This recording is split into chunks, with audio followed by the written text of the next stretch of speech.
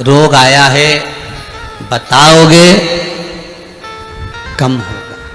कितना सुंदर कहा है अग्नि पुराण में, अपने दोष भगवान के सामने, गुरु के सामने, माता पिता के सामने, दुनिया के सामने गिना दोगे तो कट जाएगा। पाप दोष परमात्मा को, गुरु को बता देने पर कट जाता है। पुण्य दुनिया को, परमात्मा को, किसी को बता देने से छिन्नित हो जाता है। पुण्य भी नहीं बताया जाता, पुण्य किसी को बताना नहीं है और पाप बता देना है।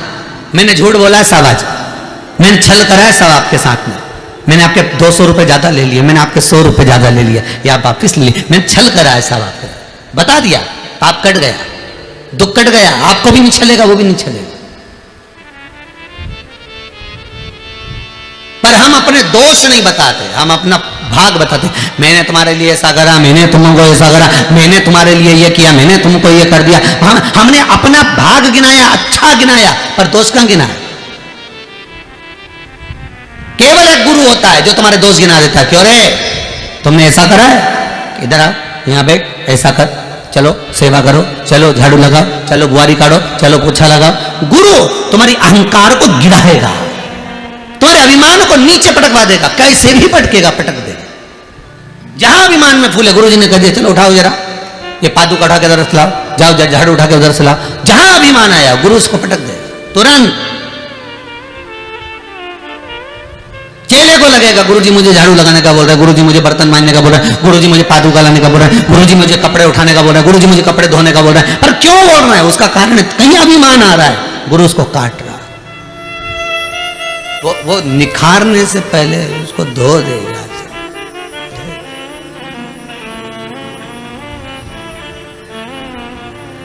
निखारना है उसको। कितना सुंदर लिखा है अग्नि पुराण में, स्वयं व्यक्ति 7 जन्म भी ले ले तो भी अपने दोष निकाल नहीं सकता। कितने जन्म? जितने टीवी के सामने बैठे आस्था चैनल पर, 7 जन्म भी ले ले, अग्नि पुराण कहती है, तो भी व्यक्ति अपने दोष नहीं निकाल सकता। 7 जन्म भी ले ले तो दोष नहीं निकाल सकता। शिव पुराण, अग्नि पुराण, लिंग पुराण कहती है, नर्मदा पुराण कहती है, व्यक्ति केवल एक है और वो है गुरु। 7 जन्म नहीं लेने देता किसी को, दोष निकाल कर सामने रख देता है कि तेरी ये गलती है, तूने ये किया है, तू ये कर चुका है, अब तू सॉरी कह ले, अब तू संबोधन में क्षमा मांग ले। बस गुरु ने निकाल कर रख दिया। गुरु 7 जन्म भी नहीं लेना हमको। 7 जन्म तक अग्नि पुराण कहती है कि 7 जन्म ले ले तो दोष नहीं निकाल सकता मनुष्य अपने, पर गुरु एक ऐसा, वो दोष निकाल कर सकता। देवराज शिव मंदिर में बैठा है, शंकर के मंदिर में बैठकर भी कानों को बंद कर लेता है। कथा में रस तत्व नहीं आता उसको, कथा नहीं सुनता, वो श्रवण नहीं कर पाता।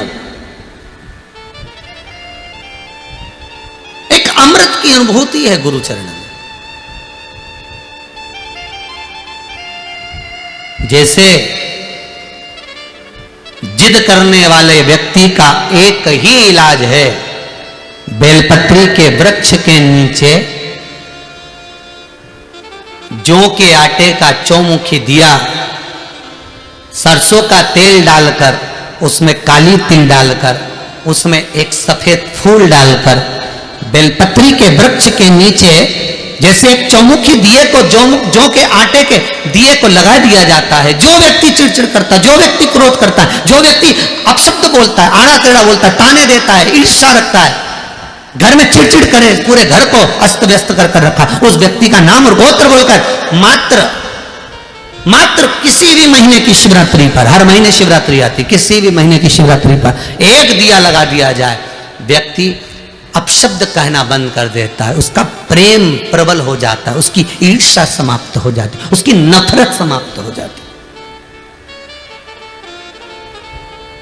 ईर्ष्या नफरत समाप्त हो जाती है। उसी तरह जैसे बेलपत्री के वृक्ष के नीचे जौ के आटे का दिया लगाने पर नफरत समाप्त होती है, ईर्ष्या समाप्त होती है, उसी तरह शंकर का ये शिव महापुराण की कथा कहती है कि गुरु के चरणों में जाने पर जीव का अहंकार, काम, लोभ, आसक्ति, वृष्णा, तृष्णा सब समाप्त। रुक्मणी तू रो रही है क्यों? मैं बता नहीं सकती। आप राजगुरु हो, आप राजगुरु हो, और राजगुरु के सामने अगर मैं बोलूंगी और कल पिता को या भाई को मालूम पड़ गया तो ओहो रुक्मणी क्या सोचती है तो, क्या विचार करती है तो? मालूम नहीं है रुक्मणी, गुरु कैसे, गुरु जन से छुपाया नहीं जाता। गुरु के आगे क्या छुपाना है, क्या छुपाना? रुक्मणी को कृष्ण नहीं मिलते साहब अगर गुरु ना होते। अगर गुरु ना होते तो रुक्मणी को कृष्ण मिलना बहुत कठिन। कर्म को काटने वाला, परमात्मा से मिलाने वाला कोई सतगुरु ही होगा। हम आपसे बार बार कहते हैं ना, कई बार आपको कहा कि आपके यहां अगर धन की कमी पड़ रही है, पैसा नहीं आ रहा, व्यापार नहीं चल रहा, दुकान नहीं चल रही, धंधा नहीं चल रहा, नौकरी नहीं लग रही, सर्विस नहीं लग रही, तो हमने बार बार आपको कहा है कि सोमवार की सोमवार एक दिया बेलपत्री के पेड़ के नीचे लगाओ घी का, और एक दिया शंकर के मंदिर की चौखट पर लगाकर। बार बार आपको कहा लगाओ, एक दो सोमवार लगाकर तो देखो व्यापार चलता कि नहीं चलता। उस पर विश्वास रखकर लगाओगे, सुख मिलेगा, आनंद की अनुभूति होगी।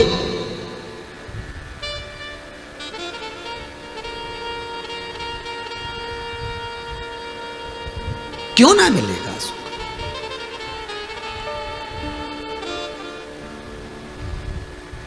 रुक्मणी तू रो रही है? हाँ गुरुदेव मैं बता नहीं सकती, पर गुरुजी करे बताना तो पड़ेगा, नहीं बताएगी तो हल कैसे निकले? बता क्या बात है? तब रुक्मणी जी रोते रोते गुरु चरणारविंद को पकड़ ले, गुरु चरण को पकड़ा रुक्मणी। बोल रुक्मणी। रुक्मणी जी कहती है, रुक्मणी जी बोलती है, रुक्मणी जी कह रही है गुरुदेव बात इतनी सी है, मेरे हृदय में कृष्ण बैठे हैं क्योंकि मैंने बाल्यावस्था से कृष्ण को अपना माना, कृष्ण को मैं अपना मानती, पर मेरे भाइयों ने मेरा विवाह शिशुपाल के साथ पक्का कर दिया। अब आप बताएं मैं कृष्ण को चाहती हूं, विवाह उनसे करूंगी और कैसे शिशुपाल से विवाह करूं? भगवान बोले, गुरुजी बोले इतनी सी बात। अब गुरुजी हल निकाल दी, देखो कितनी जोरदार, इतनी सी बात। अगर कृष्ण तुझे चाहते हैं तो रुक्मणी जी बोली मैं ये नहीं कहती कि कृष्ण मुझे चाहते, मैं तो इतना कहती हूं कि मैं कृष्ण को चाहती हूं।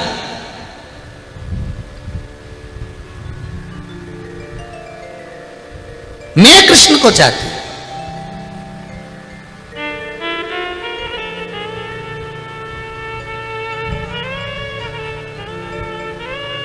ओहो, भगवान बोले फिर तो विवाह, वही का तो टेंशन है, उनको तो मालूम ही नहीं कि मेरा विवाह हो रहा, और मैं उनको इतना स्नेह करती हूँ ये भी नहीं मालूम उनको। तो गुरुजी बोले फिर तो ये बड़े गजब की बात है, फिर तो तेरा विवाह शिशुपाल के साथ हो ही होगा। तो इतने में रुक्मणी जी बोली फिर तुमने गुरु मंत्र काय को दिया, ये तो बताओ। अभी तो बोले थे कि गुरु के आगे सब कह देना चाहिए, और गुरु के आगे कह दिया तो अब आपका फर्ज है निभाना। गुरु जी बोले अब भूल मती, ये ले एक सुंदर सा पत्र लिख दे और सुन, जो तेरे दिल में है सब लिख दे, बाकी का मैं निपट लूंगा। और रुक्मणी जी ने सतगुरु मेरो संदेश हरि से जाए सुना दे, मेरी मैया पड़ी रे मझधार, गुरु जी इसे पार लगा दे। पत्र लिखा, सब लिख दिया। मैं तो द्वार द्वार पर हारी, पर सब कोई मिलते भिखारी। मैं तो दाता द्वारिका नाथ, मुझे तेरे पास बुला लेना। सतगुरु मेरो संदेश हरि से जाए सुना देना। सतगुरु मेरो संदेश हरि से जाए सुना देना। सतगुरु मेरो संदेश हरि से जाए सुना देना।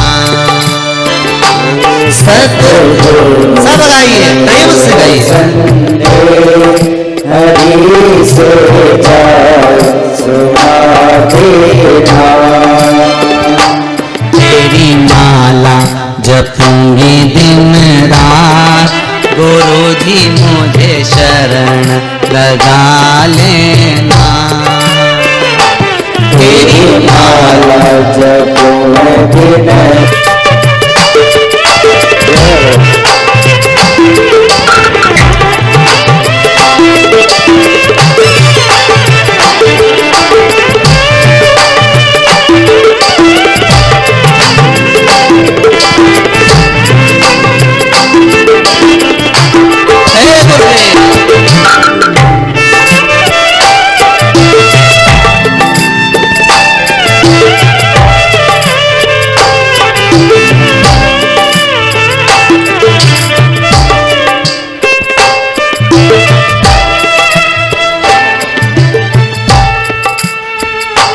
दिन तो जानो गुरु जी घट घट की, मेरी नैया भंवर बीच अटकी। तुम तो जानो गुरु जी घट घट की, मेरी नैया भंवर बीच अटकी। तुम तो जानो गुरु जी घट घट मेरी नैया भंवर बीच अटकी। मेरो तो जो नहीं रे आधार, गुरु जी से पार लगा देना। मेरो तो जो नहीं रे आधार, गुरु जी से पार लगा देना। सतगुरु मेरो संदेश हरि से जाए सुना देना। जपूंगी दिन रात, गुरु जी से पार लगा देना। तेरी माला जपूंगी दिन रात, गुरु जी से पार लगा देना।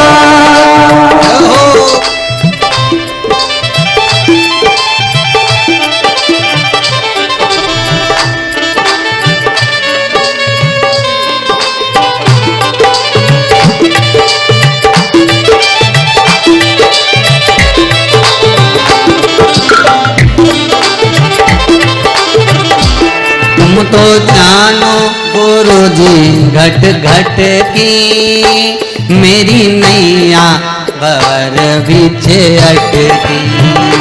तुम तो जानो गुरु जी घट घट की, मेरी नैया भंवर बीच अटकी। तुम तो जानो गुरु जी घट घट की, मेरी नैया भंवर बीच अटकी। तुम तो जानो गुरु जी घट घट की, मेरी नैया भंवर बीच अटकी। ये डूब न जाए इस बार, गुरु जी से पार लगा देना। ये डूब न जाए इस बार, गुरु जी से पार लगा देना। तेरी माला जपूंगी दिन रात, गुरु जी से पार लगा देना। तेरी माला जपूंगी दिन रात, गुरु जी से पार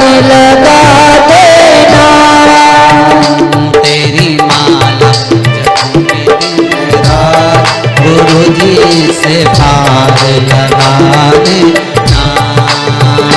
तेरी माला जब में दिन रात गुरु जी से पार लगा देना। गुरु जी से पार लगा देना। गुरु जी से पार लगा देना।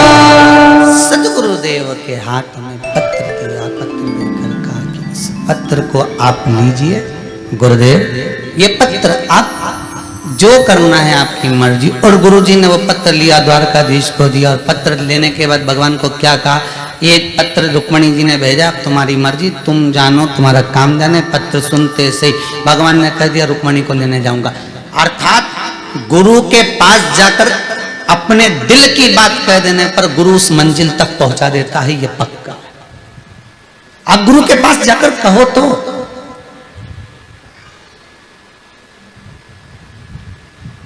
आप गुरु जी के पास में जाकर बोलोगे ही नहीं तो गुरु कौन सी मंजिल तक पहुंचाएगा तुमको? कौन सी मंजिल तक?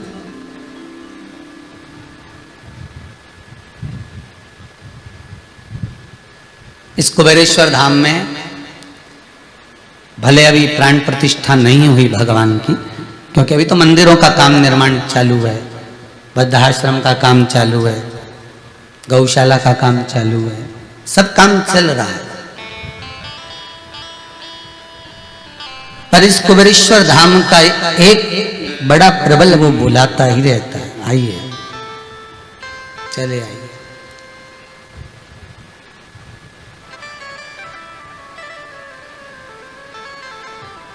शिवरूपी गुरु के सामने अपने हृदय की बात कहोगे, क्यों ना सुनेगा, क्यों ना सुनेगा।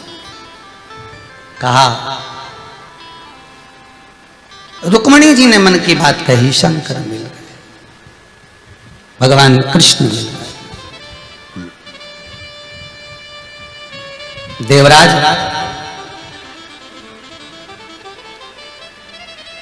वंचित रह गया गुरु से मिलने से।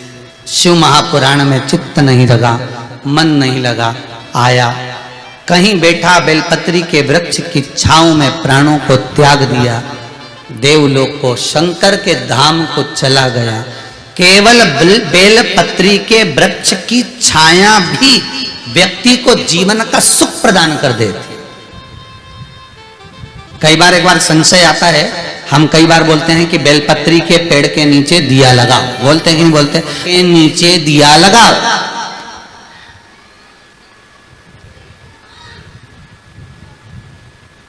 शब्दों पर जाइएगा जरा हो। बेलपत्री के वृक्ष के नीचे दिया लगाओ, कोई कहे पीपल के वृक्ष के नीचे दिया लगाओ, किसी ने कभी कहा कि तुलसी के वृक्ष के नीचे दिया लगाओ, नहीं, तुलसी के क्यारे में दिया लगाओ, तुलसी के कुंड के पास दिया लगाओ, तुलसी के रोप के पास दिया लगाओ। पर किसी ने यह नहीं कहा कि तुलसी के नीचे दिया लगाओ, क्योंकि सबको मालूम है तुलसी का जो पौधा है वो छोटा होता है, उसके नीचे बैठ नहीं सकते आप, पर उसके नजदीक में जो दिया लगाओगे वो स्वीकृत होगा। पर बेलपत्री के वृक्ष के नीचे दिया लगाओ, मतलब बेलपत्री का वृक्ष इतना बड़ा होना चाहिए कि जब आप दिया लगाने बैठो तो उसकी छत्र छाया आपके मस्तक पर होना चाहिए, उसकी कृपा आप पर होना चाहिए, तो वो फल देगा। नहीं तो मालूम पड़े इतना सा पौधा, अब मैं दिया लगा दिया, अब सोचे कि इसकी छाया कैसी हो, तो गमले को उठा के सिर पे धर लिया। अब ये चित्तवृत्ति आपकी हो सर।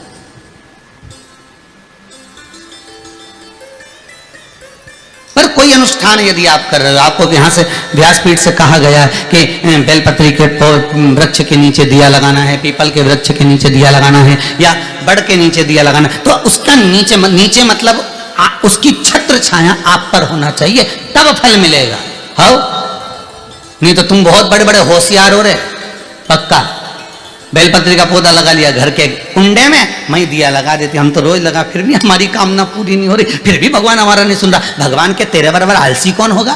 पहले पौधा बड़ा कर, उसकी छत्र छाया में बैठ, और नहीं है तो कहीं दूसरी जगह पौधा लगा, उसके नीचे बैठ, वृक्ष के नीचे, उसकी छांव हमारे ऊपर पड़ना चाहिए,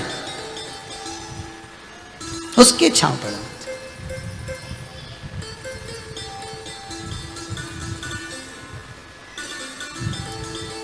अब देवराज ब्राह्मण को वो बेलपत्री के वृक्ष की थोड़ी सी छाया पड़ गई और उस छाया का फल ये हुआ कि वो प्राण जब छोड़े तो शंकर के धाम चले गया, शिव के द्वार चले गया, शंकर की चौखट पर चले गया।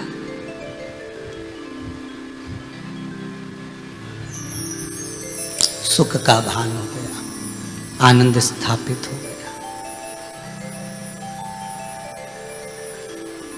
कितनी प्रसन्नता की बात है। 2 जून से चालू है बेलपत्र महोत्सव चल रहा है, 25 जुलाई तक चलेगा, सावन का प्रथम दिन तक। लाखों वृक्ष, लाखों करोड़ों वृक्ष पूरे भारत की भूमि पर ही क्या, देश में ही क्या, विदेश में भी आप लोगों ने लगाए। उसके फोटो लगातार आप आस्था चैनल के माध्यम से देख रहे हैं। लगातार वृक्ष के फोटो आप आस्था चैनल के माध्यम से देख रहे हैं कि लाखों लोग इस वृक्षारोपण को, बेलपत्री वृक्षारोपण महोत्सव में जुड़े हुए हैं और लगातार वृक्ष लगाए जा रहे हैं, लगातार वृक्ष को रोपित किया जा रहा है। देवराज गया, एक बिंदुक नाम का ब्राह्मण धन लाकर अपनी पत्नी को देता था। पत्नी और धर्म पत्नी दोनों में अंतर है। पत्नी पतन के रास्ते पर ले जाती है, धर्म पत्नी धर्म के पथ पर लेकर जाती है।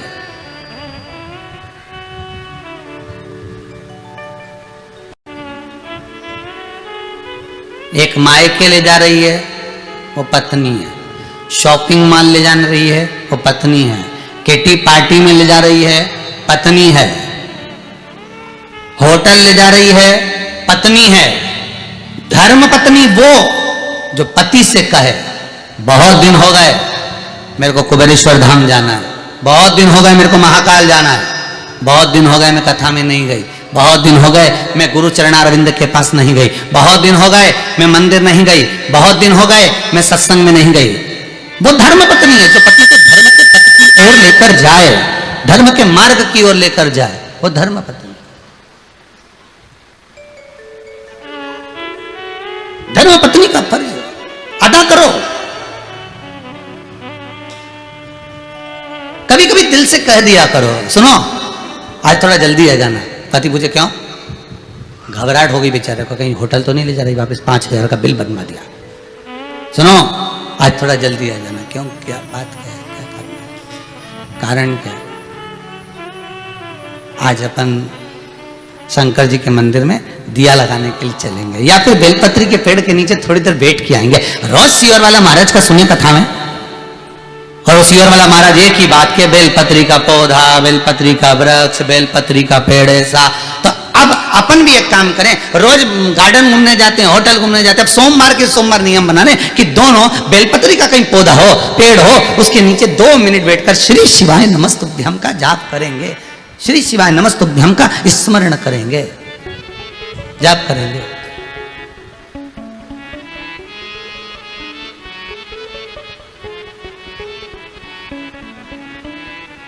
चलो बस दिल से निकले जाओ, दिल से।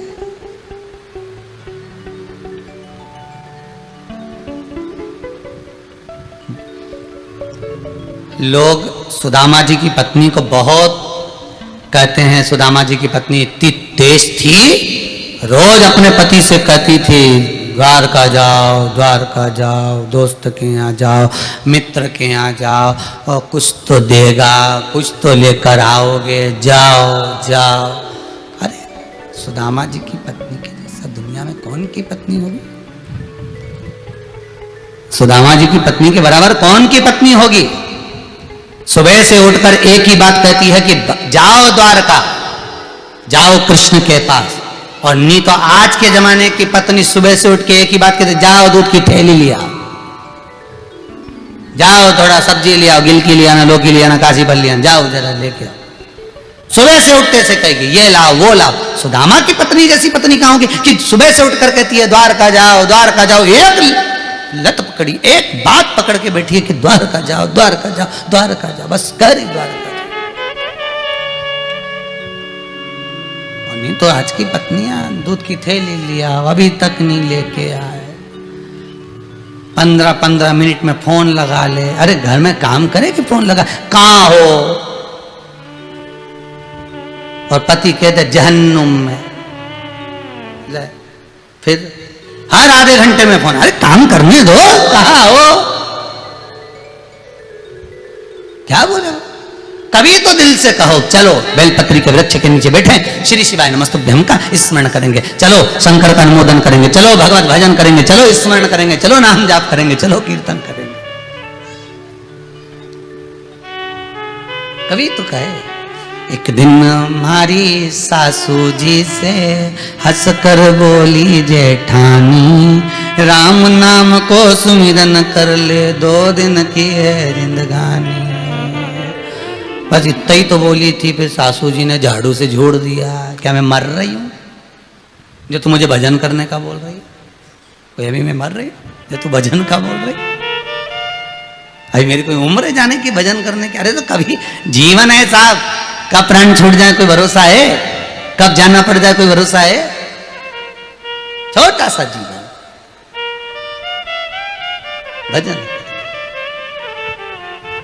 बिंदुक धन लेकर आया, अपनी धर्मपत्नी को दिया। धर्मपत्नी को दिया तो धर्मपत्नी नहीं थी, केवल पत्नी। उसका भोग करा पत्नी ने, खूब खाया, खूब एंजॉय, खूब घूमे फिरे। पर कभी मंदिर देवालय तीर्थ बलत दान पुण्य संकीर्तन कुछ नहीं, कुछ नहीं करे। एक दिन बिंदुक धन चुरा कर ला रहा था, दीवार पर से नीचे कूदा। उसको नहीं मालूम था कि यहां पानी भरा हुआ, उसमें कूद गया, मर गया। शिव महापुराण की कथा कहती है 3 तरह से मरे हुए व्यक्ति को मोक्ष नहीं मिलता। 3 तरह से मरे हुए व्यक्ति की मुक्ति नहीं होती। पहला, पानी में डूबकर मरा हुआ। दूसरा, सर्प के डसे से मरा हुआ। तीसरा, स्त्री के हाथ से मरा हुआ। नारी के कारण, स्त्री के कारण अगर कोई मर गया है उसकी मुक्ति नहीं है। ये कई छोरा होन कह देते हैं हम तो उसकी याद में मर रहे, तो हम उनसे एक ही बात के काय को मर रहे, भूत बन जाओगे, प्रेत बन जाओगे, गति बिगड़ जाएगी। स्त्री के चक्कर में कभी मत मरना, जिंदगी नरक हो जाती है। यहाँ लिखा शिव पुराण में 3 तरह से मरे हुए व्यक्ति को मोक्ष नहीं है। पहला, पानी में डूबकर मरा हुआ। दूसरा, सर्प के डसे से मरा हुआ। तीसरा, स्त्री के हाथ से या उसके चक्कर में मरा हुआ।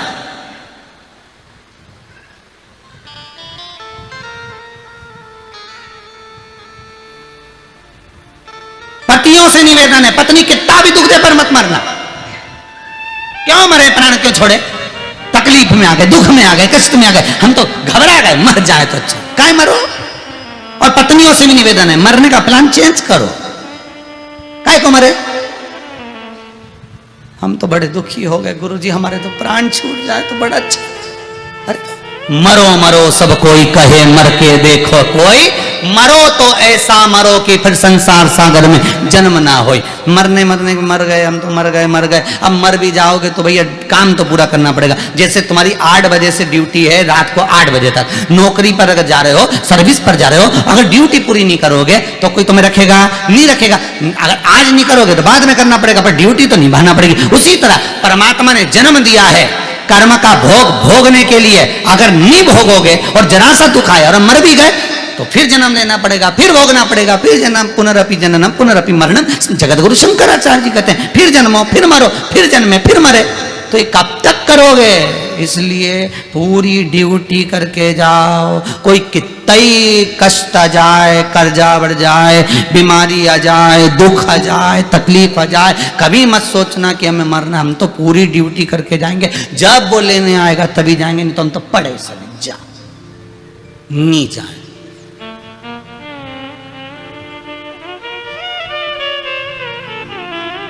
थोड़ा सा चेंज करो।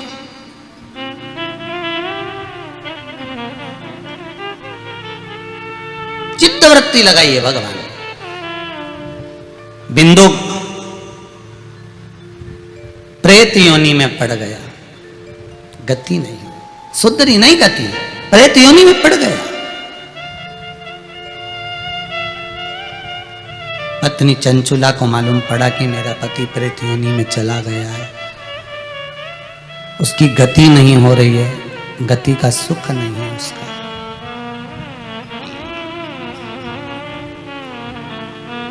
सारे नगर के लोग काशी जा रहे थे, ये भी चल दिए, ये भी काशी जा रहे हैं। और काशी जैसी पहुंची है, कभी जिंदगी में तो काशी गई नहीं थी, आज पहली बार तो काशी गई है, अभिमुक्त नगरी में पहुंची है, मोक्ष नगरी में पहुंची है। काशी अभिमुक्त नगरी है, मोक्ष नगरी जिसमें वो पहुंची है। और उसमें पहुंचने के बाद उसका जो मन था, गई थी केवल खरीदारी करने के लिए, शॉपिंग करने के लिए, कि अब गांव के लोग जा रहे हैं तो मैं भी चली जाती हूँ, पर मन उसका लग गया भगवान की उस नगरी में। कहीं शिव महापुराण की कथा हो रही थी और उस शिव पुराण की कथा में जाकर वो थोड़ी देर के लिए बैठ गए, मात्र 2 क्षण के लिए, मात्र कुछ देर के लिए।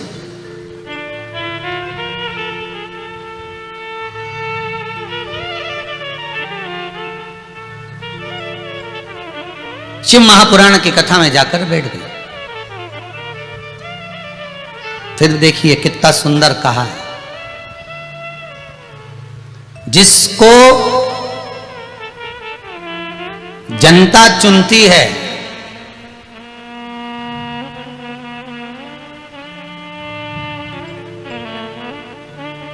जिसको आप चुनते हो वो संसद में जाकर बैठता है, और जिसको मेरा देव अधिदेव महादेव चुनता है वो सत्संग में जाकर बैठता है। दोनों के बैठने की जगह अलग अलग है। जनता, आप जिसको चुनोगे वो संसद में बैठेगा, और जिसको देव अधिदेव महादेव चुनता है, मेरा शंभु, मेरा त्रिकालदर्शी, मेरा कैलाशी अविनाशी शंकर चुनता है, वही शिव महापुराण में जाकर बैठता है, वही बैठता है। कितना सुंदर कहा है। आज फिर कहते हैं, उज्जैन के ऋणमुक्तेश्वर मंदिर में एक लाइन लिखी हुई है, जाकर पढ़िएगा, पत्थर पर गुथी हुई है कि सारी पुराणे 7 पीढ़ी को तारती है, केवल एक शिव महापुराण ऐसी है जो 71 पीढ़ी को तारती है, केवल एक, दूसरी नहीं।